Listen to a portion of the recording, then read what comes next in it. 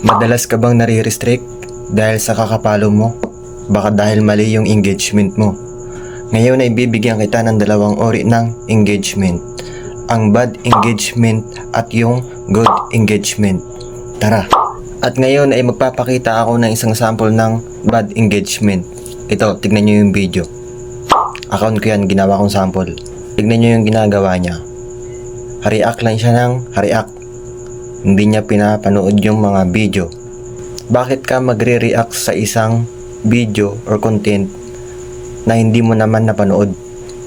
Ba't ka magre-react ng masaya kung yung content na pala yun ay malungkot? Minsan kasi dapat binabase rin natin yung react natin doon sa content kasi alam yan ni Meta kung anong nilalaman ng video. Diba? Tingnan nyo guys. Yan yung dahilan kaya nare-restrict tayo eh. Dapat patapusin nyo yung video. At yan yung sample ng bad engagement. At ngayon ay dumako na naman tayo sa good engagement. Ito, panoorin nyo. Yan. Ganyan.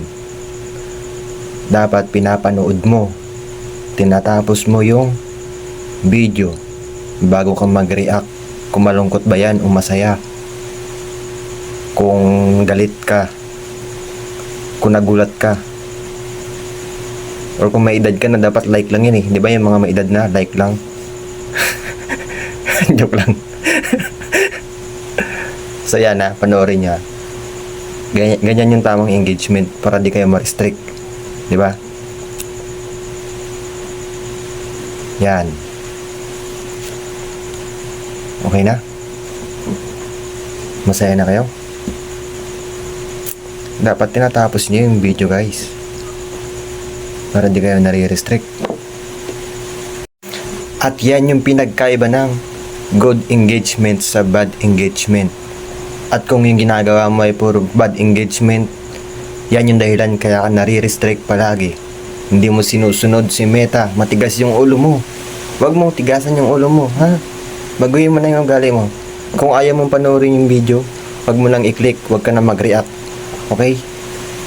I-scroll mo na lang, pabayaan mo yung video niya kung ayaw mo. Hindi yung react ka ng react. Follow ka ng follow, di mo naman gusto yung tao. Di ba? Okay? Sana natulungan kita. Salamat!